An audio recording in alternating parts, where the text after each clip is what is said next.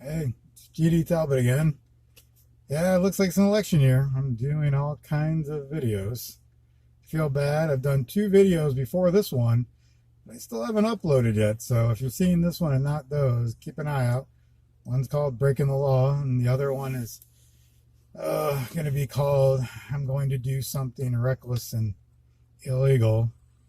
Um, so I'll be uploading those soon. I hope you enjoy them. But I thought I need to do a video talking about what's going on with this poor man who died in police custody with the officer with a knee on his neck. It's Everybody seems to be very racially charged and violent right now.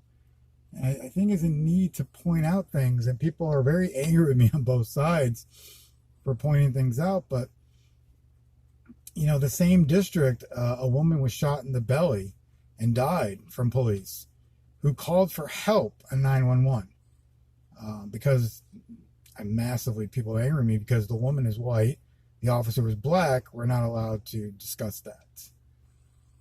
But he didn't file police procedures correctly, and a woman ended up dead. This officer did not. At the very least, you can put whatever intent you want where there isn't any intent yet.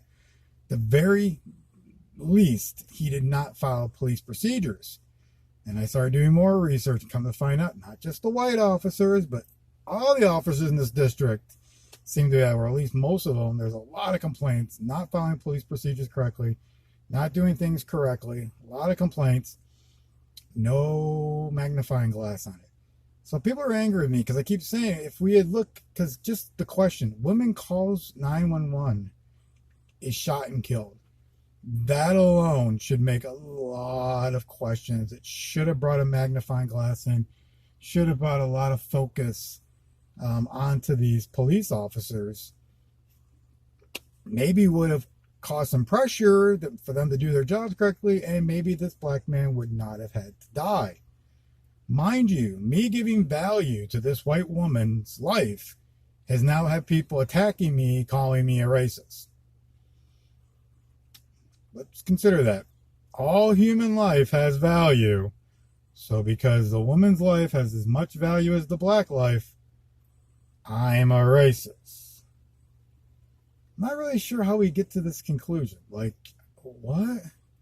First of all, I'm watching this, and am I saddened by? Yes, I'm saddened by all loss of life. I'm saddened by everyone who dies in police custody.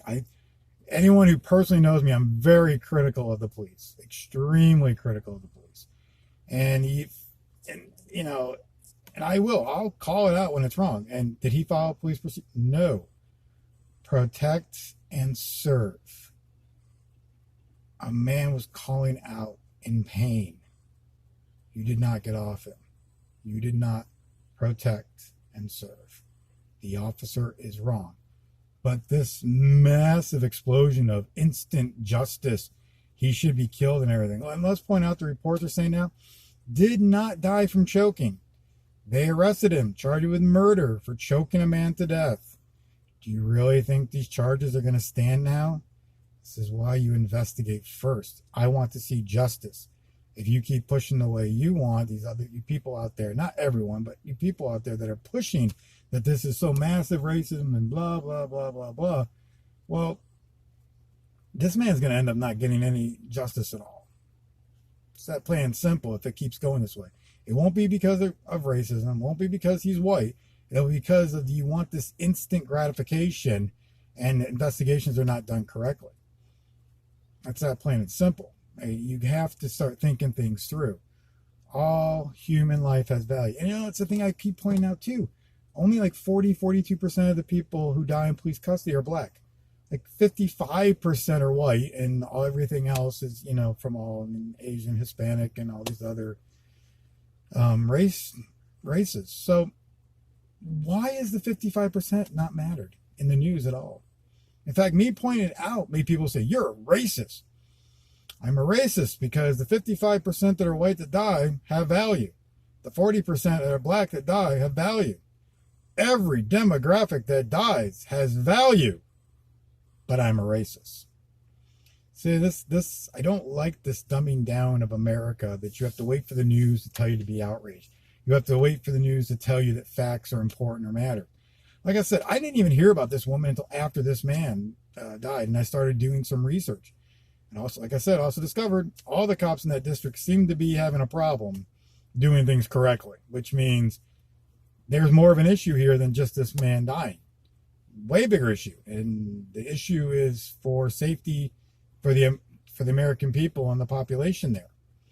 So if those things don't matter to you, I have to say, why?